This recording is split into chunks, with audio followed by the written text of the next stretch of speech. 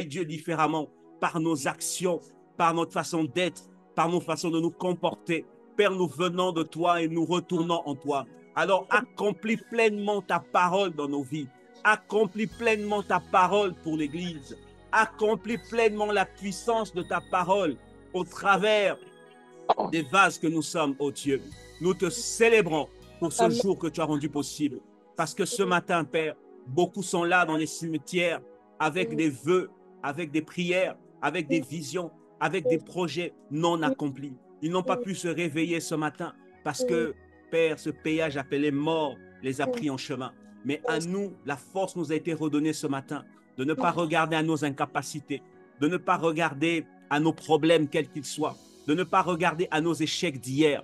Mais si nous sommes vivants ce matin, Père, c'est pour que si tu renouvelles en nous ta confiance ce matin, si tu as renouvelé en nous la foi ce matin, si tu as renouvelé en nous ce désir de nous approcher de toi ce matin, c'est parce qu'il y a encore de l'espoir. Il y a encore de l'espoir. Il y a un livre à écrire. Il y a des pages à écrire. Il y a un chapitre à écrire. Avec l'aide de ton esprit, Seigneur, nous y arriverons. Merci pour ce jour. Merci pour ces moments. À toi la majesté, à toi la gloire, à toi l'honneur, à toi la puissance, ô Dieu. Merci, Père, pour que nous tous, autant que nous sommes connectés au son de ta voix, résonnons dans notre esprit, Seigneur, que la puissance de ta parole fasse de nous un nouveau peuple, de nouvelles personnes, avec une foi renouvelée, avec une identité renouvelée, avec une force renouvelée, avec des capacités renouvelées, avec un désir de te servir renouvelé, avec un zèle renouvelé, Seigneur. Parce que aussi longtemps que nous pouvons dire aujourd'hui, aussi longtemps l'Esprit de Dieu nous appelle à une autre dimension. À toi l'honneur, à toi la gloire, à toi la puissance. Au nom de Jésus, le Christ. Amen. Amen.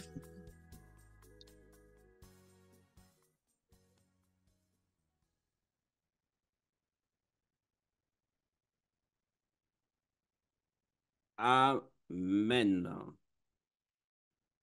Amen. Bienvenue à tous. Bonjour, bonjour, bonjour à tous ceux qui sont connectés, qui nous suivent en direct, que ce soit par tous les moyens de communication actuellement à disposition.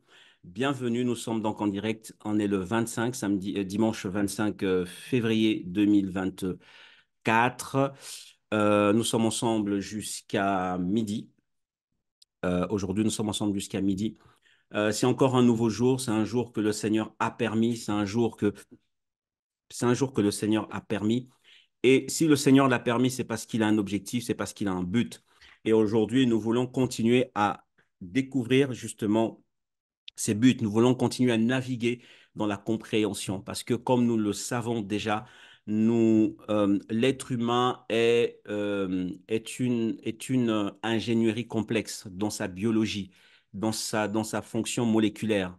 Hein. La façon dont l'être humain est fait est très complexe. Mais parallèlement, dans cette complexité, le cerveau, d'accord, qui est connecté avec l'âme, le corps, pardon, qui est connecté avec l'âme par le cerveau, fait que ce cerveau a souvent beaucoup de pensées. Il y a des pensées diverses et beaucoup de pensées naissent des croyances. Beaucoup de pensées naissent des croyances. Et ce qui fait que plus tu crois en quelque chose et plus tes pensées se structurent et se construisent de cette façon-là. Et ces pensées du moins ces croyances transformées en pensées, ces pensées font que par la suite, tes actions suivent. Donc, nos actions suivent non pas la direction de nos croyances, mais nos actions suivent la direction de nos pensées. Or, nos pensées sont construites sur base de nos croyances. Et les croyances sont ce que nous écoutons. Les croyances sont ce que nous avons vécu. Les croyances sont ce que nous avons entendu. Les croyances sont ce que nous avons ressenti. Les croyances sont le savoir que nous avons accumulé. Tout ça, toutes ces données constituent des croyances qui, par la suite, deviennent une sorte de fondement de nos pensées.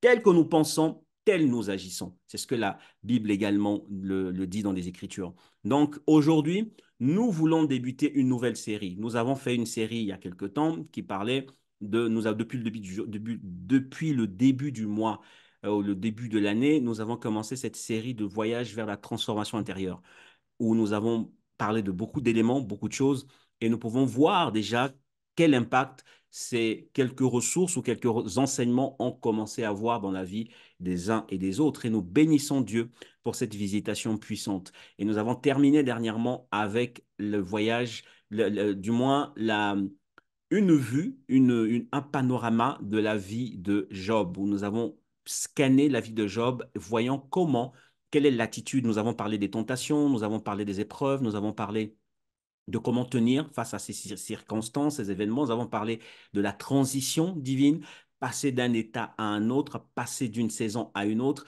Quelles sont les caractéristiques basées notamment sur une étude approfondie de la vie de Job. Et nous avons découvert, entre autres, qu'en réalité, Job avait une dimension assez prétentieuse. Il avait une dimension assez, on ne va pas dire orgueil comme péché, mais il se croyait suffisant. Il pensait qu'il était à un certain niveau. Il était, mais sauf que ça ne suffisait pas. Il fallait que Dieu le fasse passer au creuset. Dieu a testé non seulement sa maturité, mais aussi sa position de cœur. Donc, c'est à la suite de tout ce qu'il a vécu qu'il a découvert, il a découvert Dieu sous un nouvel angle. Il a découvert Dieu sous une nouvelle facette parce qu'il avait découvert Dieu uniquement basé sur l'écoute. L'écoute qui fait allusion à la tradition orale, qui fait allusion à ce qu'il avait toujours appris, à ce qu'il avait toujours su, à ce qu'il avait toujours fait. Et pendant des années, il a servi Dieu selon les paramètres qu'il connaissait. Mais Dieu ne pouvait pas l'emmener de ce paramètre-là à un autre paramètre sans le faire passer par un test où son cœur devait être éprouvé. Et pendant ce mouvement-là, de passer du Dieu qu'il écoutait à percevoir Dieu autrement. Donc maintenant, mes yeux t'ont vu, qui parle de l'expérience, qui parle de la rencontre, qui parle de la vue, qui parle de l'intimité, qui parle de beaucoup de choses dont on a développé. Cette transition a nécessité que Job passe au creuset, que Job passe dans une saison de défis incroyables. Et toujours dans cet élan de transformation intérieure, nous sommes aujourd'hui dans un nouveau chapitre, dans une nouvelle série que le Seigneur nous conduit à ouvrir. Pourquoi? Parce que dans quelques semaines, quelques dimanches, le monde chrétien, en tout cas, célébrera Pâques. Hein. Dans exactement un mois quasiment, l'univers chrétien sur la terre célébrera Pâques. Le problème, c'est que beaucoup ne sont chrétiens qu'à Pâques, à Pentecôte, à Noël. Et pour les plus catholiques pratiquants, un peu l'Ascension aussi. Donc, on a Pâques, on a Pentecôte, on a l'Ascension. L'Assomption, pour les catholiques aussi, qui parle de l'Assomption, qui est liée un peu à Marie, tout ça, et Noël à la fin de l'année, qui donc constitue la naissance de Jésus. Donc, certains chrétiens ne se souviennent de leur chrétienté ou de leur racine chrétienne que pendant ces fêtes dites majeures de la chrétienté. Et c'est comme ça, chaque année, ça revient, chaque année, chaque année, chaque année, chaque année, chaque année. Mais ce que nous voulons faire là, c'est essayer d'aller au-delà de la culture, hein? Essayer d'aller au-delà de la coutume, d'essayer d'aller au-delà de ce que nous voyons sur nos yeux. Comme je l'ai dit au départ, nos actions sont le résultat de nos pensées. Et nos pensées sont construites sur base de nos croyances. D'accord? C'est ce que nous croyons qui font la base, qui sont les ingrédients de notre système de pensée. C'est ce que tu crois. Donc, il faut bien orienter tes pensées pour croire ce qu'il faut croire afin que tes actions suivent exactement ce que tu dois faire. Dans ce que tu écoutes, donc dans la nature de tes pensées, il y a également ton identité qui se construit ou se déconstruit. Si tu n'orientes pas tes pensées vers la bonne source, ton identité va se trouver endommagée ou falsifiée. Voilà pourquoi, lorsque c'était, je pense, au mois de décembre, on a exploré tout ce qui constituait à la fois les infections, identifiées comme étant des blessures, d'accord? On a découvert que c'était des forteresses, des blessures non traitées qui se transforment en forteresses, et les forteresses, après, qui conditionnent l'identité des personnes. Une personne qui a un manque de pardon profond au-dedans d'elle, c'est parce qu'elle a été blessée à un moment. Et cette blessure est devenue tellement invisible dans sa conscience que finalement, ça a créé des forteresses limitantes. Donc, si on ne retourne pas dans le parcours, dans le voyage, si la personne n'est pas honnête avec elle-même, si elle ne se fait pas une auto-évaluation, si elle ne se laisse pas écouter, du moins, si elle ne laisse pas le Saint-Esprit impacter son esprit, ce sera difficile à cette personne de marcher de manière pleine vers la nature ou la plénitude de ce à quoi Dieu l'appelle. Et donc, dans ce contexte, dans ce contexte où nous sommes à la veille de Pâques, il nous est monté à cœur de explorer un petit peu Pâques, de faire redécouvrir Pâques sous un autre regard, un regard spirituel, un regard d'en haut, un regard autre que celui qui est présenté à la télé et dans les médias, un regard qui a pour but de façonner notre identité spirituelle afin que nous représentions notre royaume, le royaume de Christ, valablement dans toutes les dimensions où Dieu nous appelle à opérer. Très, très important. Et cette étude ou cet enseignement d'aujourd'hui va être axé sur quatre axes. Il y a d'abord la question de la source. Au départ, il faut qu'on sache la base, la source à laquelle nous nous tenons. La source est importante pour déterminer notre identité. La source à laquelle nous nous cramponnons est essentielle pour déterminer nos habitudes, pour déterminer nos attitudes et affectera naturellement notre altitude. Donc, plus nous aurons bien déterminé notre source et plus nous grandirons, nous nous développerons de manière à ce que nous soyons comme Dieu veut que nous puissions être. Donc, premier axe, ça va être la conscience de la source.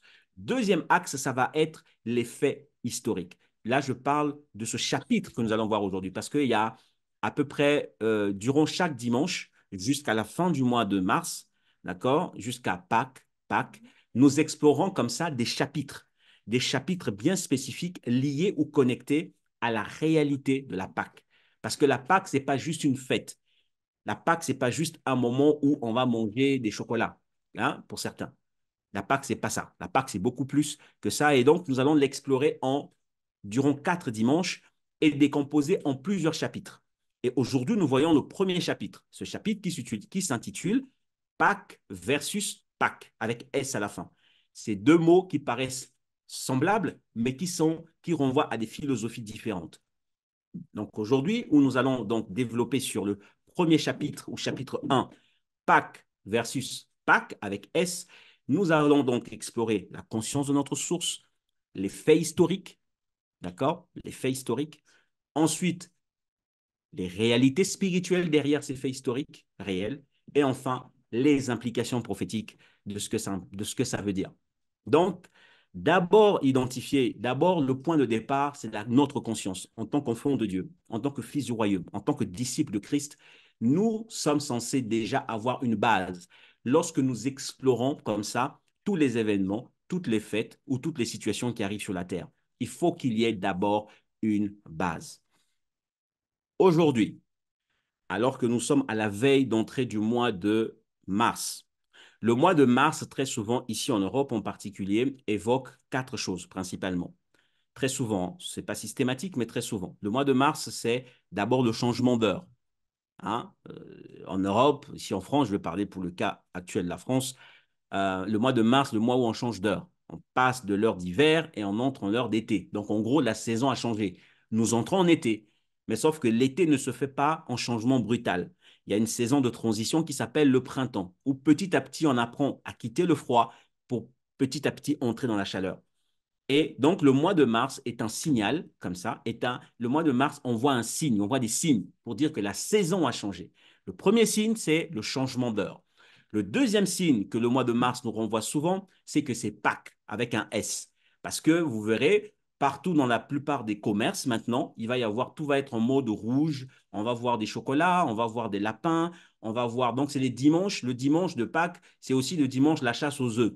D'accord? Ça, c'est la coutume populaire, c'est la culture populaire dans les pays de culture judéo-chrétienne, ou du moins des pays en Occident nés de la culture un peu Bible venant de la Judée ou des Israélites.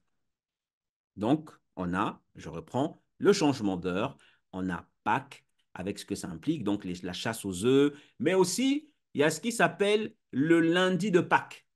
Pour ceux qui travaillent, ils ont hâte du lundi de Pâques parce que c'est férié. Donc, tu poses le vendredi de la veille, tu as le samedi, tu as le dimanche, tu as le lundi de Pâques, donc ça te fait quasiment une semaine de repos.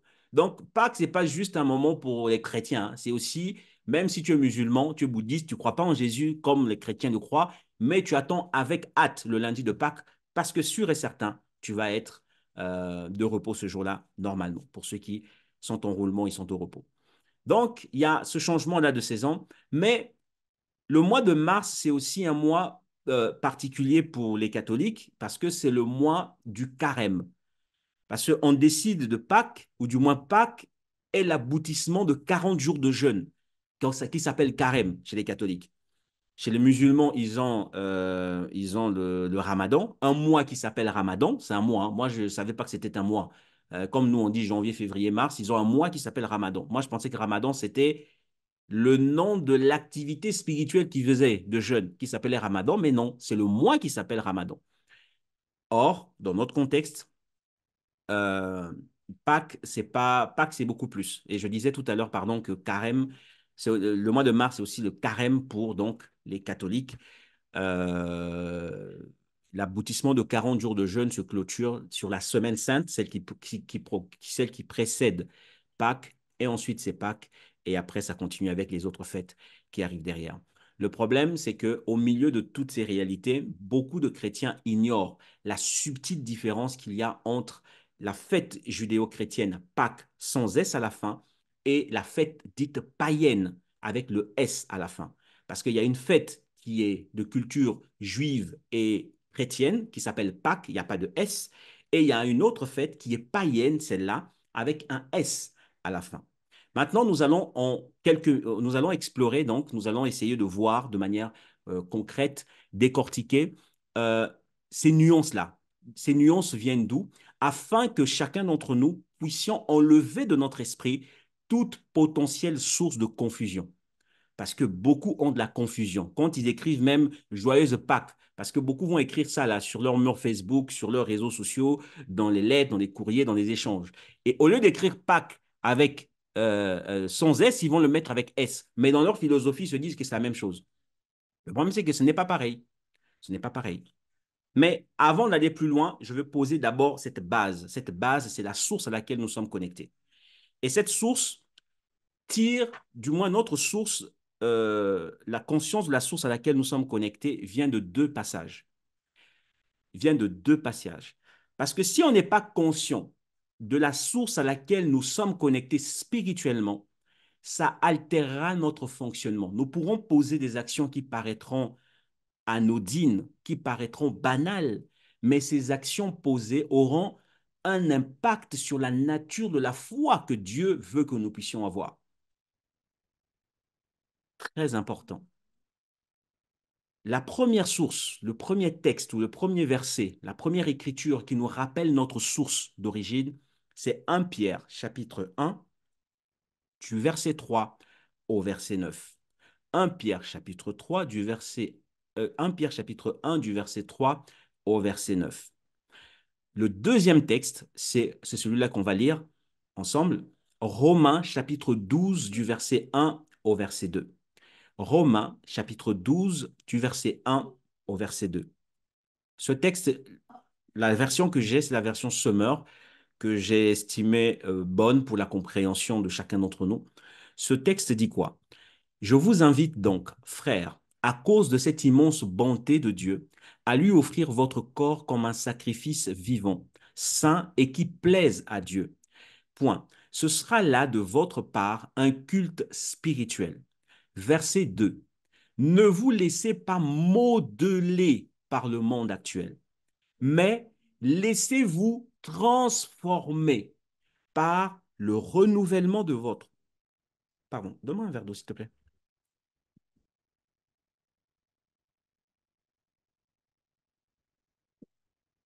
Merci.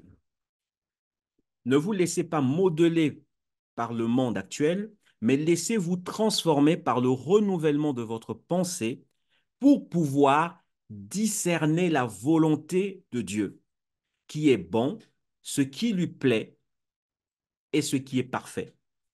Donc, l'apôtre Paul, en écrivant aux Romains, il leur dit qu'il est important que nous puissions offrir notre corps tout entier, les membres de notre corps. Donc,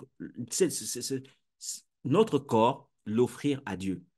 Très important. Ça inclut tout ce qu'il y a, OK? Biologiquement parlant, point de vue physique. Mais il va plus loin. Il dit, ne vous laissez pas modeler par le monde actuel. Et le mot modeler renvoie à la pâte à modeler, renvoie à de l'argile, que tu donnes une forme que tu veux. Tu veux une voiture, tu vas prendre cette pâte et tu vas en faire une voiture. Tu veux faire un instrument, tu prends cette pâte et tu te fais un instrument. Donc, la pâte ici, tu lui donnes la forme que tu veux. Et Paul ici est en train de dire que euh, la réalité de ce qui s'appelle monde, monde ici, ce n'est pas les planètes d'abord. Monde ici parle d'un univers ou d'une atmosphère qui conditionne la façon de penser et la façon d'agir des gens. C'est un univers qui est dans l'air. C'est un univers, c'est une sorte d'atmosphère qui est là, qui est présente, qui est invisible, qui n'est pas accessible avec tes yeux naturels. Et cette dimension-là émet des sortes d'énergie, d'accord? Émet des sortes de pensées qui influencent d'une manière spirituelle, invisible, toutes les personnes qui sont sous sa juridiction.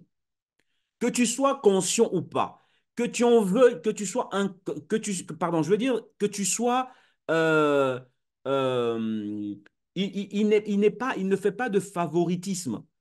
Il n'en a rien à faire de la couleur de peau. Il n'en a rien à faire, cet univers ou cette atmosphère n'en a rien à faire de la couleur de peau, n'a rien à faire du poids de tes billets en banque ou de ton compte en banque. Il n'a rien à faire, il n'en a rien à faire. Tout ce qu'il poursuit, c'est changer ton système de pensée par des croyances, par des attitudes, par des comportements, que tu finisses par considérer ça comme normal. Alors que Dieu ne veut pas que tu considères ça comme normal. Voilà pourquoi il dit, ne vous laissez pas modeler par le monde, d'accord? Mais laissez-vous transformer par le renouvellement de votre pensée. En d'autres termes, notre pensée est déjà altérée à la base. Notre système de pensée est déjà corrompu à la base. Notre système de pensée, donc, qui se base au niveau de notre âme, est rempli de cicatrices, de forteresses, de blessures, d'incohérences. Notre système émotionnel est faillible. Et donc, ce qu'il veut dire, c'est que nous devons laisser la parole de Dieu venir dans notre esprit afin que, une fois que notre esprit reçoit cette parole, notre âme ou nos pensées, le siège de nos pensées, c'est au niveau de notre âme. Et que ces pensées-là commencent une mutation. Ça s'appelle, quand il dit transformer, ça parle d'une mutation. Ça parle d'une transformation. Ça parle d'un passage d'un état à un autre, un peu comme une chenille qui devient papillon. La chenille qui est devenue papillon, le papillon ne redevient plus chenille dans le même sens. Pour que le papillon redevienne chenille, il faut qu'il y ait d'abord les œufs. Vous voyez? Donc, il faut qu'il y ait une semence d'abord, après, c'est reparti dans le sens inverse. Mais ici, donc, pour que nous soyons capables de bien faire la différence et d'exprimer Dieu correctement malgré tout ce qu'il y a autour de nous, il faut que notre esprit soit transformé. Il faut que ton âme soit transformée. Il faut que la parole de Dieu soit transformée. Parce que quand ton intelligence est transformée, tu seras par la suite capable de connaître qu'est-ce que Dieu dit. C'est ça ce qu'il veut dire. La volonté de Dieu, c'est ce que Dieu dit. C'est ce que Dieu veut. C'est ce que Dieu souhaite. C'est ce que Dieu désire. C'est ce que Dieu ordonne. Et tu ne peux pas discerner, d'accord? C'est ce qu'il dit. Pour que vous discerniez la volonté de Dieu. La volonté de Dieu ne s'écoute pas tel que tu écoutes de la musique ou tu écoutes un podcast. La volonté de Dieu ne s'enchaîne pas, ne s'enseigne pas un dimanche matin ou à la suite de plusieurs prédications. La capacité à discerner la volonté de Dieu s'acquiert avec la proximité divine. Comment tu nourris ton esprit avec la parole de Dieu. Comment tu étudies, comment tu prends le temps à méditer sur la parole de Dieu. Comment tu prends du temps à comprendre comment le Saint-Esprit te parle à l'intérieur de toi. Tu ne peux pas être converti, donc disons, donner ta vie à Christ, marcher pendant un certain temps, au bout de 1 an, 2 ans, tu as toujours des difficultés ou du mal à savoir comment Jésus te parle, comment le Saint-Esprit te parle. Pourquoi tu as du mal? Parce que tu es beaucoup plus nourri avec tout ce qu'il y a à l'extérieur et non ce que Dieu veut que tu puisses acquérir comme connaissance, comme savoir. Et c'est ce qui bloque. Donc, ça, c'est très important. La source sur laquelle tu te bases est importante. Toujours savoir que mon esprit doit être renouvelé. J'ai appris il y a un tel fait, tel qu'il y a Pâques, on parle de Pâques, mais qu'est-ce que dit la parole de Dieu à ce propos? Donc, ton esprit doit être renouvelé de manière continuelle, de manière progressive. Le troisième texte, c'est Deutéronome chapitre 18, verset 9. Deutéronome chapitre 18, verset 9 dit ceci. Lorsque, ça c'est Moïse qui parle aux Israélites, d'accord? Ils ont été délivrés d'Égypte et maintenant ils doivent engager la marche vers leur destinée. Et donc, la parole qui vient leur dit, lorsque vous serez entrés en possession de votre héritage, lorsque vous aurez acquis des positions, lorsque vous aurez conquis des territoires, lorsque vous vous serez installés dans ces pays-là, d'accord? N'allez pas imiter les pratiques abominables des peuples qui y habitent actuellement. Donc, en d'autres termes, Dieu envoie son peuple vers des territoires où des gens habitent déjà. Ces gens ont des façons de faire. Ces personnes ont des cultures. Ces personnes ont des habitudes. Ces personnes ont des attitudes. Et quand tu y vas, Dieu veut que tu ne puisses pas les imiter, que tu ne puisses pas adopter avec toi leurs attitudes. Parce que si tu adoptes avec toi leurs attitudes, tu vas corrompre ton système de pensée. Voilà pourquoi Jésus, plus tard, il dira, vous êtes, il pria, dans Jean 17, il dit, je ne te prie pas de les ôter du monde, d'accord, mais garde-les en ton nom, parce que tu m'as gardé, par conséquent, eux aussi seront gardés. Donc, quand Dieu nous envoie dans les systèmes de la terre, quand je parle des systèmes de la terre, c'est le domaine de ton activité professionnelle. Quand je parle des systèmes de la terre, c'est là où tu exprimes, ça peut être un emploi, ça peut être ton potentiel que tu déploies là-bas. Voilà. Peu importe la nature de l'activité professionnelle que tu fais ou l'activité associative dans laquelle tu es engagé, il faut que tu sois conscient ou consciente que tu es là-bas pour représenter Dieu. C'est toi qui dois avoir une certaine façon de faire. Tu ne dois pas te laisser avaler, aspirer ou complètement corrompre par ce qu'il y a là-bas comme réalité. D'accord? Tu vas travailler par exemple dans un bureau de tabac. Je prends un exemple concret. Tu vas travailler dans un bureau de tabac. Mais sauf que le bureau de tabac, tu croises beaucoup de personnes. Il y a ceux qui viennent jouer au jeu de grattage, il y a ceux qui viennent pour fumer, il y a d'autres qui viennent pour boire du café, d'autres viennent pour prendre une petite pinte. Maintenant, toi, ou une brasserie. Et toi, quand tu vas, finalement, à force d'exercer cette activité, progressivement, toi qui fumais pas avant, tu commences à fumer. Toi qui ne jouais pas au jeu de hasard, tu commences à jouer au jeu de hasard. Toi qui ne prenais pas de l'alcool, tu commences à prendre de l'alcool. Pourquoi? Parce que l'environnement dans lequel tu as été a fini par déteindre sur toi. Et Dieu dit que ça ne doit pas être comme ça. Tu vas aller là-bas, tu vas posséder. C'est un territoire que je te donne. Te donner ce territoire a pour but que tu révèles ma nature, que tu révèles les valeurs que tu as en tant que fils du royaume. Donc, en allant là-bas, sois conscient de la nature de ton mandat, sois conscient de l'identité qui vient avec, qui va du moins, qui accompagne ton identité. Parce que il y a certaines dimensions je veux dire, il y a certaines position que Dieu ne nous donne pas dans la société parce que parfois il estime que nous ne sommes pas prêts, nous ne sommes pas résolus, nous ne sommes pas encore, nous n'avons pas acquis le minimum pour que arriver là-bas, nous ne puissions pas perdre notre salut. Parce qu'il y a des environnements où quand tu entres, tu peux perdre ton salut, tu peux te corrompre, tu peux te souiller, parce que l'environnement tel qu'il est combattra la nature des valeurs divines et des principes spirituels en Christ que tu es censé construire. L'environnement est oppressif et c'est comme ça. C'est la réalité qui se cache derrière, pas qu'ici. D'accord? Maintenant, une fois qu'on a posé ces bases, avant de développer notre sujet, alors que nous sommes toujours dans cette réalité de Pâques, il faut savoir que dans le contexte historique à l'époque, Dieu avait institué 7 fêtes en Israël. Lorsqu'il les a sortis d'Égypte, Dieu a institué des fêtes. Et parmi ces fêtes, il y en a, du moins au nombre de ces fêtes, qui étaient 7, il y en avait 7 au total, la première d'entre elles, c'était Pâques. Certaines des fêtes sont célébrées par les chrétiens aujourd'hui et certaines de ces fêtes uniquement sont célébrées par les chrétiens parce qu'ils estiment que les autres ne les concernent pas. Les autres fêtes sont célébrées par les juifs parce que la religion, du moins la doctrine chrétienne, vient des Israélites, vient du peuple juif. Mais on ne va pas on ne va pas s'étendre dessus. Juste dire que des 7 fêtes que Dieu a donné à Israël d'appliquer, l'Église, de manière concrète, enfin de manière culturelle, n'en applique que 2 ou 3. OK? Parmi lesquels on a Pâques et à la Pentecôte. Mais les restes, on ne les applique pas parce qu'il y avait la fête des pains sans levain, il y avait la fête des trompettes. Euh, OK, vous m'entendez? Ouais, parce qu'il m'a dit comme s'il y avait un problème de micro. OK, donc, je disais, je disais que il y avait plusieurs fêtes, voilà, il y avait plusieurs fêtes.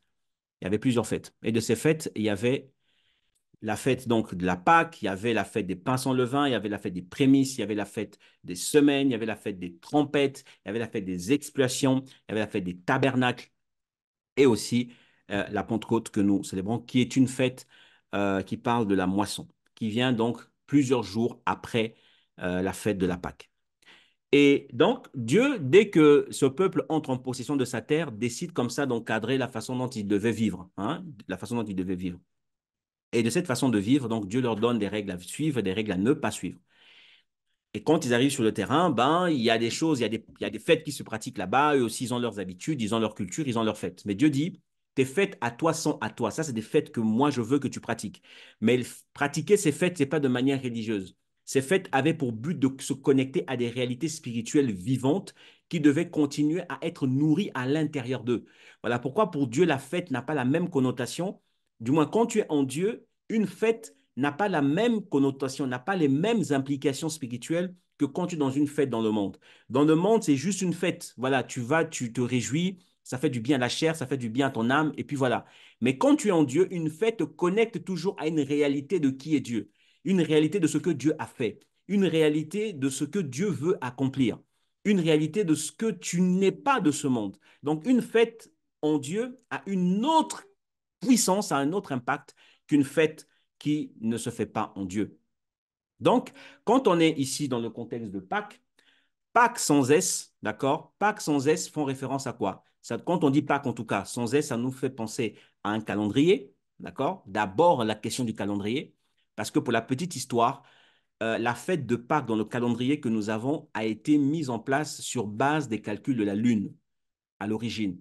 Donc, le calendrier que nous utilisons, hein, c'est un calendrier dit solaire. Or, quand on dit Pâques, c'est basé sur la Lune.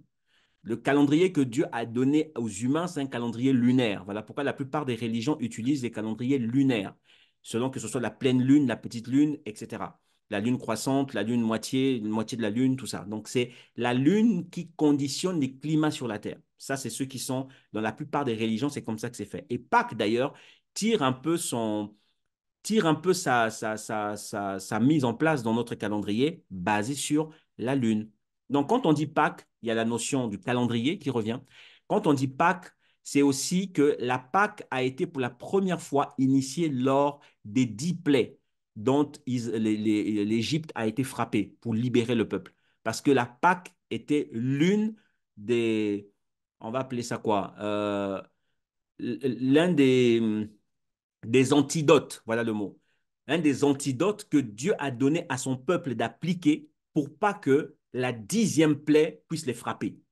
Donc la Pâque n'est pas juste un moment fun ou un moment de chocolat ou un moment de je ne sais quoi.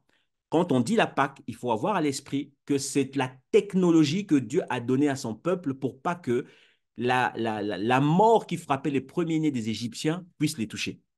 D'accord? Ça, c'est la deuxième chose. Quand on dit Pâques sans S, ça fait penser à un repas de famille, à un repas en famille.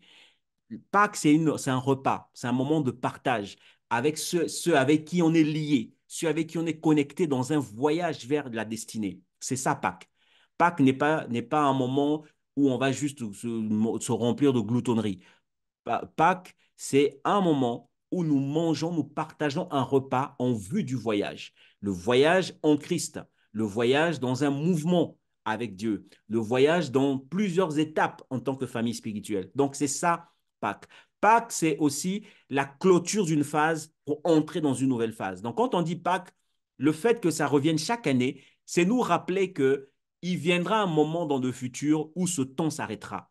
et nous quitterons un état et nous entrerons dans un autre état. Donc, quand tu célèbres Pâques, ce n'est pas juste un bon moment ou un bon dimanche. Mais à chaque fois qu'il y a Pâques qui est célébré, il faut toujours avoir à l'esprit que c'est un rappel, c'est une forme de commémoration, c'est-à-dire pour pas que la mémoire oublie que nous quitterons cet état de la mort dans laquelle nous nous trouvons ou de mortalité pour accéder à une autre dimension de vie où la mort n'existe pas, où la mortalité a perdu son venin, a perdu sa puissance, a perdu son impact sur les humains. D'accord? Et ça, c'est Pâques qui nous révèle ça parce que c'est la technologie qui a été employée pour être transporté dans l'autre monde. Pâques fait aussi référence à ce qui s'appelle la souffrance parce que Pâques implique le renoncement à soi-même. Pâques implique la mort à notre ego, la mort à nos émotions, la mort à nos ambitions, à nos émotions négatives, pardon, la mort à nos ambitions personnelles, la mort à ce que le moi veut. Le trône du moi s'effondre parce que Pâques, c'est la volonté de Dieu qui doit s'accomplir. Pâques, c'est donc le symbole de la résurrection. À chaque fois qu'on dit Pâques, fête de Pâques, dans la tête du disciple de Jésus, ça veut dire la résurrection. C'est que un jour, Christ est revenu, il est passé de la mort à la vie. Alors parce que j'ai mis foi en lui, parce que j'applique la Pâque dans ma vie au quotidien, moi aussi, je passerai de la mort à la vie. Il y a un sens figuré qui implique de passer par des moments parfois de difficulté, de dépouillement profond de la volonté personnelle, de l'ego et de toutes ces choses qui nous font cramponner à cette vie, d'accord? Afin que Dieu ne nous donne accès à une certaine gloire sur la terre, parce que Dieu parfois peut le faire, mais que cette gloire-là ne te souillera pas. Cette gloire-là ne t'éloignera pas de Dieu. Cette gloire-là ne te détruira pas. Pourquoi? Parce que dès le départ, Dieu t'a dépouillé. Donc, pas que la version figurée, c'est ça, mais la version originale, c'est que tu passes d'un état de mort physique, parce que tous les humains meurent. Tous les humains tels qu'ils sont, ils meurent. Croyants, pas croyants, disciples, pas disciples. La différence, c'est que quand tu as reçu Jésus dans ta vie, Jésus est là fait qu'au dernier jour, Jésus te ressuscitera. Tu quitteras le royaume des morts et tu seras vivant parce que Jésus vit en toi. C'est Pâques, c'est par la Pâques que cela a été rendu possible. Donc la Pâques, c'est vraiment un rappel à la mémoire de cela. Et la Pâques sous sa forme, donc sans S ou fête originale, ici je fais de l'histoire, hein, je fais un petit peu d'histoire pour que nous puissions comprendre d'où ça vient. Et de façon, de tout, du moins, la manière dont c'est implanté comme ça au mois de mars, mars-avril, de manière d'année en année, ça a été institué au cours de ce qui s'appelle le concile de Nicée. Et ce concile, à l'époque, il n'y avait pas forcément de grandes réunions comme ça. C'est qu'à un moment donné, chacun croyait, parce qu'il y a eu Jésus est venu, il a laissé les apôtres. Les apôtres ont fonctionné, ils ont laissé des pères, ceux qui s'appellent les pères de l'Église. Derrière les pères de l'Église, il y a eu ce qui s'appelle maintenant des évêques. Et plusieurs évêques comme ça établis de par le monde croyaient en plusieurs choses parce que les choses avaient commencé à se tordre. Certains croyaient qu'il existait trois dieux à cause de la Trinité. D'autres là-bas, ils ne savaient pas quelle Bible. Est-ce que Luc a écrit? Est-ce que Thomas a écrit? Qu'est-ce qu'on va considérer? Qu'est-ce qu'on ne va pas considérer? D'autres là-bas, c'était à propos de la Pâque. Est-ce qu'on doit fêter la Pâque chrétienne? Est-ce que... Donc, il y avait plusieurs questions comme ça qui ont émergé. Et il y avait un empereur romain à l'époque qui s'appelait Constantin, lui là qui a persécuter aussi les chrétiens, qu'est-ce qu'il va faire? Il va convoquer ce qui s'appelle l'un des premiers conciles. Et ce concile qui a eu lieu en 325 à peu près, et lors de ce concile, donc c'était une grande, grande, grande réunion rassemblant les sommités de l'Église à l'époque, ceux qui prétendaient avoir, ceux qui professaient la foi chrétienne. Donc, ils vont tous se réunir pendant 2 ou 3 mois pour débattre finalement des grands thèmes qui faisaient voilà, des grands sujets qui étaient sujets comme ça à des polémiques, où on ne savait pas, il n'y avait pas un sens d'unité en fait. Donc c'était vraiment très, très, très œcuménique. Le mot aujourd'hui, c'est le mot œcuménique. Donc ils se sont réunis tous ensemble afin de confronter leurs points de vue pour qu'ils arrivent à un point commun que tout le monde devait maintenant appliquer. Ça, c'est l'histoire. Et c'est à l'issue de ça qu'il y a eu la question de la divinité, il y a eu la question de la confession de foi, qu'utilisent la plupart des chrétiens aujourd'hui. Il y a eu l'établissement de plusieurs fêtes, notamment la fameuse fête de Pâques que nous célébrons là au mois de mars. Ça a été décidé ce jour-là parce que certains vont se poser la question, mais depuis quand est-ce que croire que c'est la période de Pâques a été décidée en cette date-là? Ben, c'est lors de ce concile. Noël aussi pareil. Noël a été décidé le 25 parce qu'ils ont tenu compte de plusieurs éléments ici et là. Ils se sont dit, bon, on va tomber d'accord pour que tout le monde au moins se souvienne de la naissance de Jésus. C'était pendant ce concile-là également. Donc, vous voyez, comme ça, nous allons d'année en année, depuis des siècles maintenant, fêtons, célébrant Noël, Pâques, tout ça. Mais il y a des hommes, à un moment donné dans l'histoire, qui se sont assis avant de considérer, avant de pouvoir déterminer tout ça. Maintenant, on va aller un peu plus en concret. Quand on dit Pâques, OK? Pâques avec S. Là, j'ai parlé un petit peu grosso modo de Pâques avec S. Pâques sans S, pardon. Euh, Pâques avec S ici fait référence à une divinité. La divinité à laquelle, avant d'arriver là, à Pâques, il faut comprendre une chose d'abord. Dans l'Antiquité ou dans les temps anciens, la Babylonie ou Babylone, comme je disais, c'est un petit peu d'histoire. Il y avait une déesse. En fait, les divinités étaient beaucoup représentées par des déesses, hein. Certaines divinités féminines étaient représentées, et certaines divinités féminines étaient représentées sous forme physique avec des statues. Mais la plupart des statues étaient souvent dénudées. Les femmes étaient dénudées. Et on disait, oui, ça c'est telle déesse, ça c'est telle déesse. Voilà pourquoi, par exemple, Aphrodite, je crois que chez les Romains, je crois, Aphrodite. Ouais, je crois qu'Aphrodite, ça doit être chez les Romains, parce que chez les Grecs, c'était pas Aphrodite. Chez les Grecs, c'était, euh, que je ne me trompe pas. Attendez, je vais voir. Euh, voilà.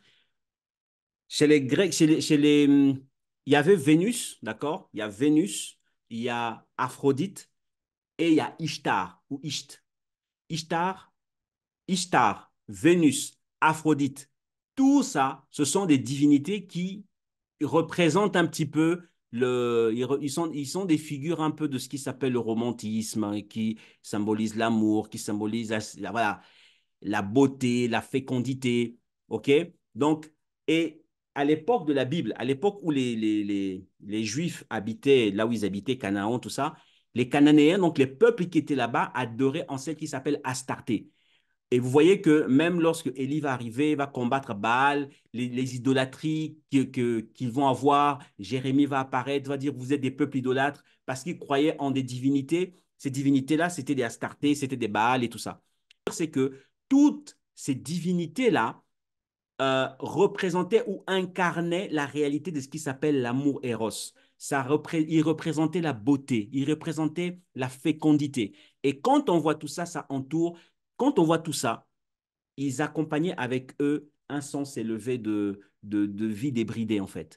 De tout ce qui est, tu es libéré, ou tu libères tes sens, hein, de tout ce qui touche à l'intimité, tout ce qui touche à l'éros, à l'amour physique. Donc, tu vas aux limites des limites des limites. C'était ça derrière les divinités telles que Vénus, Aphrodite, Astarté.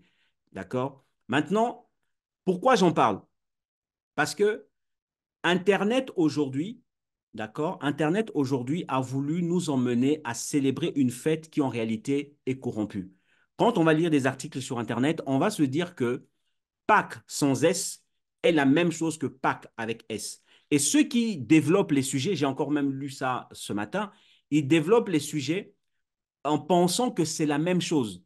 Ils vont parler de Pâques chrétienne avec S et Pâques sans S pour lier un petit peu ça avec la Pâque juive. Mais ce n'est pas du tout la même chose. C'est pas du tout la même chose. Parce que derrière ça, ils essaient comme ça de transmettre une philosophie, de transmettre une séduction subtile, d'emmener les gens à croire que c'est la même chose. Pourquoi ce n'est pas la même chose? Parce que la Pâque avec S, d'accord, renvoie ou est associée à la fertilité. Voilà pourquoi vous voyez des lapins. Voilà pourquoi vous voyez des œufs. Parce que la description terrestre de tout ce qui a une connotation sexuelle est lié aux œufs, est lié à la notion des œufs et du lapin. Parce que quand on va spirituellement, quand on voit en esprit et on vient sur la terre, dans le contexte païen, le lapin et les œufs ont une connotation purement sexuelle. Donc, d'un côté très, très pervers, en fait. très pervers.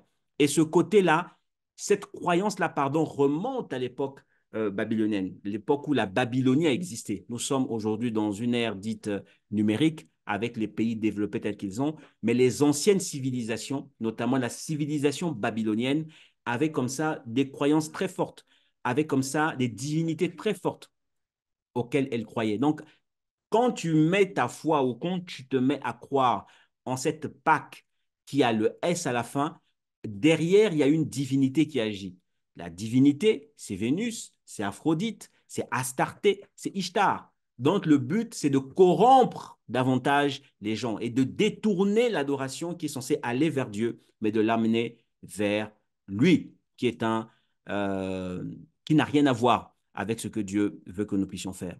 Et la Pâque ici, la véritable Pâque, d'accord? La véritable Pâque, c'est donc euh, le passage de la mort à la vie. Quand tu célèbres Pâques, c'est un passage de la mort à la vie. Maintenant, lorsque Paul écrit aux Philippiens. Paul leur dit que moi, j'ai vu Jésus. Moi, j'ai été arraché, hein, j'ai été enlevé au troisième ciel, où j'ai vu des choses qu'aucun être humain ne peut voir de son vivant. J'ai pu accéder à des réalités qui ont ouvert mon esprit dans une compréhension sur Dieu à des niveaux incroyables. Mais plus tard, il dit que ces choses, je les ai considérées comme de la boue parce que je veux gagner Christ. Je veux gagner Christ. Je veux gagner Christ. En d'autres termes, la véritable Pâque, ce n'est pas une fête que tu célèbres. La véritable Pâque, c'est de passer de l'ignorance à la connaissance. La véritable Pâque, c'est Christ que tu dois manifester au quotidien. Voilà pourquoi Paul dit que saisir Christ fera que tu passes des morts aux vivants. Saisir Christ fera que tu passes d'un état d'ignorance à un état de connaissance. Parce que avant, avant, avant que Christ ne vienne, avant que Christ ne te prenne, avant que tu ne sois transporté, avant que tu ne puisses accéder à une autre dimension de vie, il faut que tu sois conscient que la manière dont au quotidien tu vis ou tu représentes la nature de Christ, c'est ce qui te qualifie ensuite. Parce que Paul dit dans Philippiens que je dois saisir Christ, je dois être trouvé en Christ, je dois connaître Christ. Non seulement le connaître lui, mais aussi la puissance de sa résurrection. Donc la connaissance de Christ est intimement connectée à la notion de la résurrection. Chercher à connaître Dieu implique que tu entres dans un processus de mort. Mort à toi, mort à ta chair, mort à tes besoins, mort à tes désirs, afin que la puissance de la résurrection s'accomplisse en toi et que donc tu puisses être trouvé dans le futur en Christ. Et c'est ça la Pâque. La Pâque, ce n'est pas juste une fête, la Pâque, c'est une expérience. Une expérience que une expérience que tu vis au quotidien. La Pâque, c'est une source de puissance. Pourquoi? Quelqu'un comme Daniel, lorsqu'il arrive dans un environnement qui était hostile à sa foi, qui était hostile à ses coutumes, qui était hostile à son identité, qui était hostile à sa destinée, quelque part. Mais dès le départ, parce qu'il savait ce que je viens de vous dire, c'est-à-dire qu'il savait quelle était sa source, il savait qu'il devait se renouveler quotidiennement, il savait qu'il devait avoir plus de Dieu en lui, il devait discerner quelle est la volonté de Dieu, qu'est-ce qui ne l'est pas. Plus plus Daniel faisait du moins faisait ce choix de ne pas se corrompre, de ne pas se souiller, de ne pas aller vers ce qu'on lui présentait, et plus il avait de la force en lui, plus il grandissait et plus il connaissait de Dieu. Il a découvert des dimensions de Dieu là-bas qui a fait que même ceux qui étaient autour, ceux qui voulaient le tuer ne l'ont pas tué. Ceux qui voulaient l'enterrer vivant ne l'ont pas enterré vivant. Mais il a représenté Dieu à un niveau où plusieurs rois sont arrivés, plusieurs années, pendant des années, il est resté là à donner de l'orientation, rempli de sagesse, rempli de connaissances, comme personne n'y avait dans le pays. Pourquoi? Parce qu'il savait à quelle source il était connecté. Le tout, ce n'est pas de célébrer Pâques, je reprends. Le tout, c'est ici d'avoir conscience. Ayons conscience que alors que nous nous engageons dans les temps dans lesquels nous sommes, des temps remplis de doctrines bizarres, des temps remplis de connaissances bizarres, des temps remplis de désirs bizarres, s'il n'y a pas en nous un besoin, une nécessité de faire de Christ notre Pâque, ce sera difficile, ce sera quasiment impossible d'être trouvé en Christ, d'être trouvé en Dieu. Parce que Paul est en train de dire que le tout, c'est pas de croire en Dieu. Le tout, c'est pas de croire en Jésus. Le tout, c'est pas d'avoir la foi en Christ. Le plus important, c'est que tu sois trouvé en lui fidèle, enfin, de le connaître dans une expérience qui s'assimile à la mort et à la résurrection, qui s'assimile à la mort et à la résurrection. Donc, ça exige bien plus que de la connaissance universitaire. La connaissance dont il est question, ce n'est pas une connaissance académique. C'est une connaissance qui va nécessiter une mise à mort de ta chair, qui va nécessiter une mise à mort de ton amour-propre, qui va nécessiter une mise à mort de ton orgueil. C'est une connaissance qui va exiger une mise à mort de ton arrogance, une mise à mort de ta vanité, de ton égoïsme, de tes ambitions, de tes désirs d'être quelqu'un dans le monde, de tes désirs de pouvoir avoir un certain statut dans la société. La conformité avec la mort et la résurrection de Christ qui est notre Pâque, c'est la mort de la convoitise de la chair. La convoitise de la chair, c'est vouloir tout posséder, c'est vouloir tout avoir. Ce n'est pas mauvais, mais sauf que plus tu mettras de l'énergie à vouloir posséder toutes ces choses, et plus il te manquera de l'énergie pour vouloir connaître Christ. Connaître Christ, ce n'est pas en lisant la Bible. Connaître Christ, ce n'est pas en étudiant simplement. Mais connaître Christ, Paul le dit bien, c'est être rendu conforme à lui dans sa mort et sa résurrection. Et on ne peut pas prétendre être disciple de Christ si on ne passe pas par la mort et sa résurrection d'abord dans notre propre vie maintenant. Voilà pourquoi il nous arrive des moments difficiles. Voilà pourquoi il t'arrive des moments où tu te sens rejeté par tout le monde. Des moments où tu es dans des moments très, très, très difficiles. Ce que Dieu poursuit, comme on l'a vu avec Job, c'est une connaissance plus intimiste de Christ. C'est apprendre à connaître Christ au-delà des paramètres de ta naissance, des paramètres de ta nouvelle naissance, des paramètres de toute la connaissance académique que tu as pu avoir. Être rendu conforme à Christ, c'est ça la Pâque. La Pâque, c'est l'un des premiers éléments de la Pâque, ou les choses qui nous renvoient à la réalité de la Pâque, c'est d'engager un processus d'être rendu conforme à Christ par la mort et la résurrection. Ce n'est pas une question de manger des œufs, parce que derrière les œufs, derrière les lapins, tu peux en manger, ok? Je n'ai pas dit de ne pas en manger. Tu peux manger du chocolat, tu peux manger, voilà. Mais c'est de ne pas t'attacher, de ne pas croire que derrière ce qui se passe là, que c'est ça Pâques, que Pâques, c'est aussi les œufs, d'accord? De penser que c'est juste quelque chose de banal, en fait. Bon, ils font les œufs, c'est pas grave. Non, parce que derrière ce mouvement-là, il y a les commerçants qui font leur commerce, c'est vrai, parce qu'à l'époque où ils mettent en place le chocolat était un aliment très cher, réservé à l'élite. Donc, ils décident de mettre le chocolat pour montrer que c'est une fête un peu privilégiée. Voilà pourquoi ils mettent en place le chocolat. Tu peux manger le chocolat, mais toujours avoir conscience de la philosophie derrière. Parce que si tu n'es pas conscient de la philosophie derrière, comme j'ai dit au départ, tes pensées ou tes croyances sont altérées. Tes croyances étant altérées, tes pensées vont être altérées et ça va suivre la direction de tes actions. Parce que à tes proches, à ta descendance, tu n'enseigneras pas ça. Et tes enfants grandiront dans un contexte où ils ignorent complètement tout de la culture païenne qui existe. Tout ce que les païens, parce que le paganisme est une religion, il ne faut pas croire. Hein. Païen, c'est une religion dans laquelle il n'y a pas un Dieu. C'est plusieurs dieux auxquels ils croient. C'est ça le paganisme, quand on appelle la religion païenne.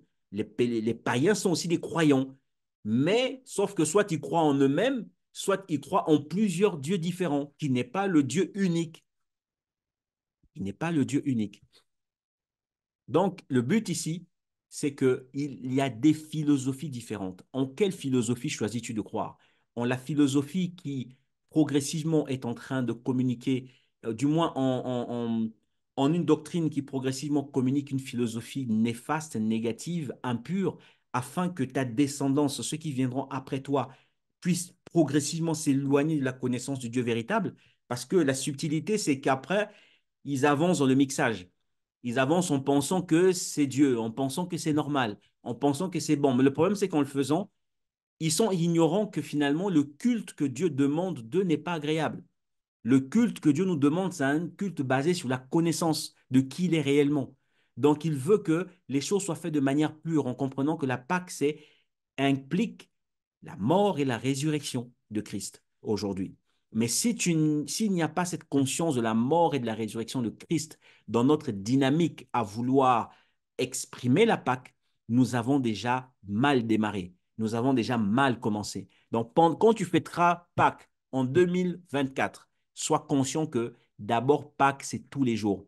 Pâques, ce n'est pas un seul jour de l'année. Pâques, c'est tous les jours. Pâques, c'est la puissance du sang de Christ qui a coulé. Et par ce sang qu'il a versé, par ce sacrifice qu'il a payé, désormais, j'ai accès à une qualité de vie supérieure, une qualité de vie abondante. Donc, célébrer Pâques, c'est pas juste une fête, la résurrection, mais c'est pas juste une fête, mais c'est un prix payé, c'est un sacrifice donné. Et ce que Christ veut, c'est que nous oublions tout ce qu'il y avait en arrière, tout ce que nous avons pu vivre, tout ce que nous avons pu expérimenter, de bien, de mal, tout ça, mais que dès maintenant, la puissance qu'il y a dans le présent nous donne la capacité d'être attirés par le futur. Et ce futur implique de mourir et de ressusciter en lui, d'avoir un état d'esprit de mort et de résurrection, d'un état d'esprit de mort et de résurrection. Voilà pourquoi dans certaines saisons de ta vie, il peut y arriver des calomnies aussi. Il peut y arriver des gens qui calomnient sur toi. Et si tu n'es pas entouré, parfois ça peut être destructeur. C'est très violent. Tu peux avoir des gens qui critiquent ce que tu fais, des gens qui remettent en question ton intégrité, des gens qui remettent en question ton professionnalisme. Ce sont des étapes de ta vie dans lesquelles il y a un aspect de toi qui doit mourir. Et quand tu te souviens que c'est Christ qui est ta Pâque, à ce moment-là, tu célèbres Christ tout le temps. Parce que tu poursuis l'identité ou la formation complète la formation complète de qui est Christ. C'est ce que tu poursuis.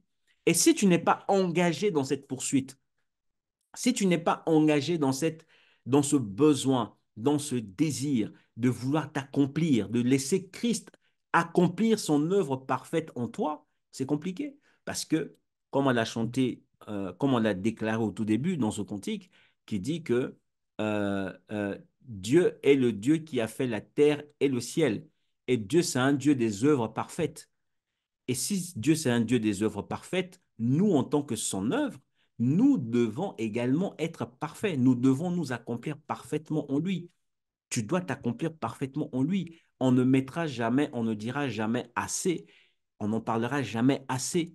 C'est que ton âme a besoin d'être confrontée à ce qui s'appelle la puissance de la croix. La Pâque est là pour rappeler la croix. Il n'y a pas de Pâque sans croix. Il n'y a pas de Pâque sans croix. Derrière la croix, il y a le sacrifice. Derrière la croix, il y a le renoncement. Derrière la croix, il y a une transaction, une vie pour une vie. Et la vie de Christ est donnée pour que ta vie meure. Donc, tout ce que tu ambitionnes, c'est pas mauvais. Mais j'ai toujours d'ailleurs dit que j'aime pas trop le mot ambition pour moi. Hein. L'ambition est liée et connectée au moi, est connectée à l'âme, est connectée à l'ego. Quand tu viens en Dieu, tu ne vis pas pour une ambition. Quand tu viens en Dieu, tu vis pour une vision. Et cette vision, c'est Dieu qui la partage avec toi.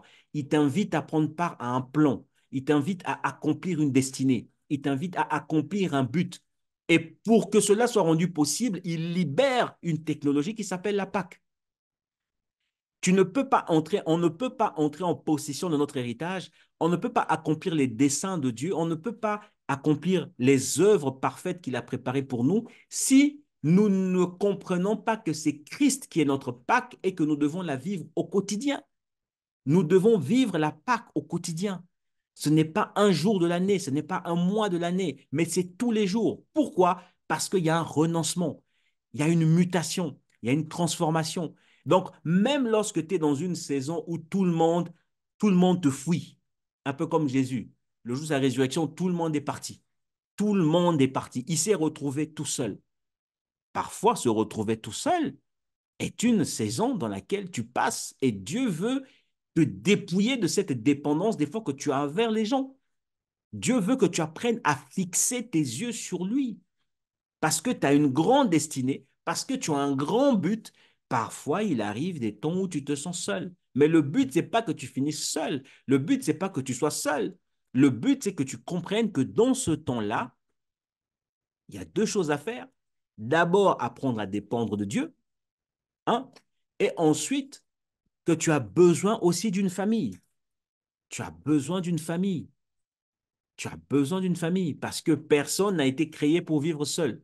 L'être humain n'est pas un être à vivre seul. L'être humain a été fait, créé pour vivre en compagnie d'autres humains. Tu n'es pas fait pour habiter seul. Mais il peut y arriver des saisons de ta vie où tu as l'impression, parce que si tu ouvres aussi bien tes yeux, tu regardes, tu n'es pas vraiment seul. Mais à cause parfois de la position de ton âme, tu vas penser que tu es tout seul ou toute seule. Mais tu n'es pas seul. Il y a le Saint-Esprit qui est avec toi. Il y a Dieu qui est avec toi. Souvenez-vous de ce passage, je pense, c'est dans Jean 15. Jésus dit que vous êtes des sarments.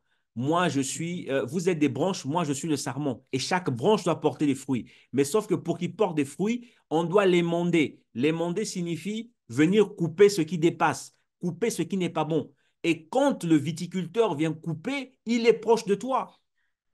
Il est proche de toi. C'est une image pour dire que même quand on coupe, c'est-à-dire même quand ça fait mal, même quand tu as ce sentiment profond que je suis livré au comble du malheur, Dieu est plus proche de toi que tu ne le penses.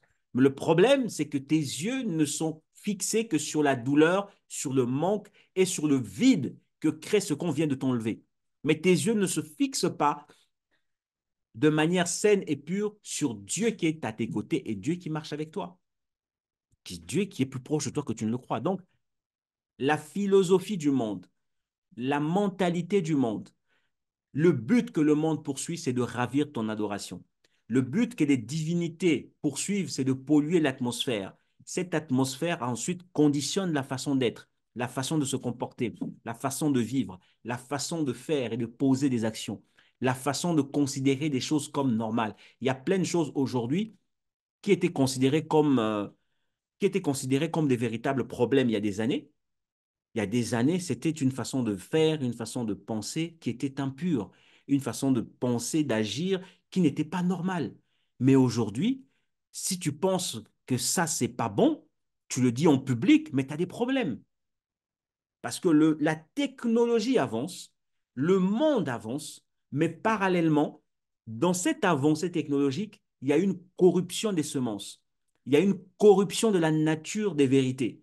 Même une vérité qui est censée être, je veux dire, des vérités spirituelles qui ne sont pas travaillées, des vérités qui viennent de Christ, qui ne sont pas maintenues dans leur état pur, qui ne sont pas travaillées en famille, qui ne sont pas étudiées en famille, qui ne sont pas plantées dans la vie de nos enfants. Plus la technologie avance, plus il y a le développement industriel qui va. Quand on dit industriel aujourd'hui, le développement industriel dans les années antérieures, les usines qu'il y avait correspondent aujourd'hui à tout ce qui est écosystème numérique, tout ce qui est écosystème digital, tout ce qui est écosystème d'Internet. C'est maintenant ce ne sont plus des usines comme avant, mais maintenant on parle beaucoup de start-up. C'est la même réalité, c'est un avancement technologique. Et ces avancements technologiques s'accompagnent d'une corruption des mœurs. Cet avancement technologique s'accompagne d'un niveau élevé de criminalité aussi, parce que ça crée des disparités. Les riches deviennent de plus en plus riches, les pauvres deviennent de plus en plus pauvres, il y a plus d'exploitation, et ceux qui sont dans la misère ne veulent pas rester dans la misère. Ça donne naissance à de la criminalité. Et ces crimes font qu'ils ne se cachent plus, ils font ce qu'ils font, ils font ce qu'ils doivent faire pour essayer eux aussi de survivre. Mais au milieu de tout ça, il y a aussi des doctrines pernicieuses comme ça, des doctrines subtilement souillées. On vient mélanger ça avec ça. On te dit que ce n'est pas grave, tu peux le faire. Mais en fait, progressivement, les générations qui viendront après risquent de se retrouver dans quelque chose d'hybride, quelque chose qui n'a pas de forme. Parce qu'au niveau de la maison, on n'a pas veillé à la nature de ce en quoi on croit et ce en quoi on ne croit pas. Ce qui est juste et ce qui n'est pas juste, ce qui est correct et ce qui n'est pas correct. On a juste dit, oh, c'est normal, oh, c'est pas grave, oh, c'est... Et à force de c'est pas grave, c'est normal, bon, c'est pas, on est en train de nourrir une bête qui paraît anodine au départ, mais qui après deviendra un monstre et qui fera des dégâts. Ça s'appelle, ça s'appelle, ou ça commence par notre système de pensée, ce en quoi nous croyons. Ce en quoi nous croyons. Donc, derrière la notion de la Pâque et des œufs, ce n'est pas juste la Pâque et les œufs, mais c'est une porte au travers de plusieurs principes bibliques, plusieurs principes spirituels qui progressivement vont comme ça dans le temps être altérés, souillés, mélangés, mixés et qu'on va considérer comme normal. C'est comme ici en Europe, il y a des réseaux de pédophilie à un niveau incroyable où des élus sont là-dedans. Des hommes, tu ne t'imaginerais même pas qu'ils sont dans ces histoires-là. Parce que l'occultisme est à un niveau, à des hauts niveaux, mais on n'en parle pas. Il ne faut pas en parler. On va juste progressivement comme ça distiller des petites doctrines, des petites pensées, des petites mélanger. Après, on ne considère, on va plus mettre l'accent sur ça. On va juste considérer ça comme normal. Donc, à chaque fois qu'il y a comme ça un mixage qui vient pour détruire une vérité spirituelle, détruire ou falsifier une réalité spirituelle, quelque chose que Dieu a dit, et que le monde veut le transformer, le rendre moins... Chaque fois qu'il mixe, dis-toi que ce n'est pas juste une question de mixage, il y a quelque chose de beaucoup plus puissant derrière qui arrive, que tu ne verras pas passer. Parce que si on altère ça, si on fausse ça, de l'autre côté, notre croyance est faussée. Parce que ceux qui vont croire en Dieu vont penser que c'est des chocolats. Ils vont penser que c'est des chocolats. Il y a du moins que les chocolats font partie de la fête. La réalité de la mort et la mort et la conformité à sa mort et à la résurrection, on ne va pas en parler. Parce qu'il ne faut pas parler de l'évangile qui fait souffrir. Aujourd'hui, on ne veut plus parler de ça. Dans la plupart des messages aujourd'hui, on ne veut plus enseigner sur la doctrine de la souffrance. Parce qu'on estime que quand tu as la foi, tu ne peux pas souffrir. Quand tu as la foi, tu ne peux pas être dans le manque. Quand tu as la foi, tu ne peux pas être dans une saison des temps difficiles. Ce n'est pas possible, ce n'est pas vrai. Parce que celui qui a la foi doit être riche. Celui qui a la foi ne doit jamais manquer ses cris. Où? Le problème, c'est que quand on veut vivre Christ réellement, Paul dit à Timothée que ceux qui veulent vivre pieusement en Jésus-Christ, à Timothée ou à Tite, seront persécutés. Donc, l'authenticité de la foi à un certain niveau emmènera ou attire de la persécution. Et cette persécution a pour but que la chair puisse mourir et que l'esprit puisse vivre. Voilà pourquoi Paul dit aussi que j'achève maintenant dans mon corps ce qui manque aux souffrances ou aux cicatrices de Christ. Donc, je suis moi aussi en train de compléter ce qui manque parce que je l'ai vu, parce que j'ai reçu le fardeau, parce que j'ai expérimenté la puissance de ce que c'est la foi, l'authenticité de ce que c'est la foi, je peux passer par des moments difficiles, j'apprends à vivre dans le manque. Je peux passer par des moments d'abondance, j'apprends à vivre dans l'abondance. Mais que ce soit dans le manque ou dans l'abondance, rien ne me séparait de l'amour de Christ, parce que j'ai été touché par l'amour de Christ. Et la Pâque, c'est ça aussi. Parce que la mort et la résurrection sont connectés à la réalité de l'amour de Dieu. L'amour de Dieu. L'amour de Dieu. Donc, on va s'arrêter là pour aujourd'hui. L'heure arrive à son terme. Je dis qu'on était là jusqu'à midi. Il est midi, dans 2 minutes. Le but ici, c'était d'abord de rappeler la conscience. Je n'ai pas dit tout ce que je devais dire parce que pour ne pas perdre certains, hein, mais le but ici de ce sujet, de ce chapitre 1, qui est Pâques et Pâques, c'est comprendre la question des philosophies. Le monde dans lequel nous sommes actuellement a un but et veut aller quelque part. Et nous sommes là, nous sommes censés représenter une identité, une nature, une philosophie. Quand je dis philosophie, comprenez, ça parle de système de pensée, je ne parle pas de philosophie comme doctrine religieuse. Okay?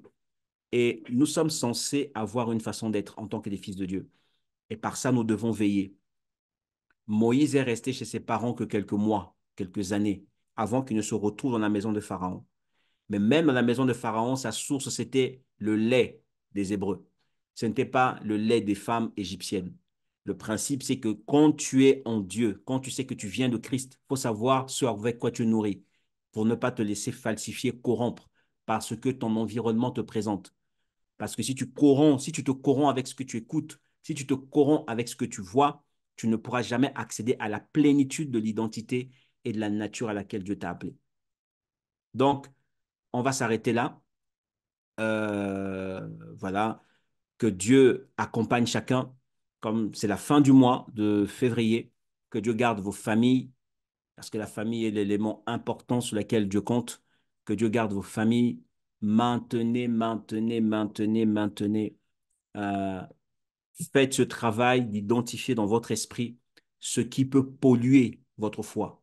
Tout ce qui pollue la foi finit par vous emmener au naufrage. Quand tu associes la foi à la pardon, quand tu associes la foi à l'argent, quand tu associes forcément la foi à une nécessité d'être dans de bonnes conditions, et tout ça, la Pâque vient nous rappeler que la vie de Dieu prend place là où tu poursuis la conformité à sa mort et à sa résurrection. La conformité à sa mort et à sa résurrection. Et c'est ce que Paul nous enseigne, que c'est ça la puissance de la Pâque, et d'où il dira, même si vous vous réunissez, vous mangez, tout ça, c'est bien, mais Christ est ma Pâque. Christ est notre Pâque. Donc, que Dieu vous garde, que Dieu vous accompagne.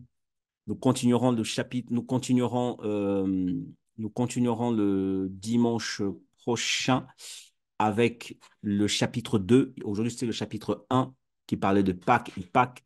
Le chapitre 2, dimanche prochain, nous parlerons de la conscience des ténèbres dans le pays.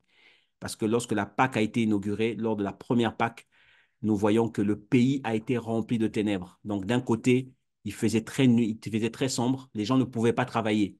Allez relire votre Bible, vous verrez que la neuvième plaie, c'était les ténèbres. Les ténèbres ont recouvert tout le pays et personne ne pouvait travailler. À part ceux qui habitaient du côté de Goshen, où était le peuple des Israélites, il y avait la lumière là-bas. Mais tout le pays d'Égypte était frappé par les ténèbres. Et nous allons donc lire, étudier ensemble les implications de ces ténèbres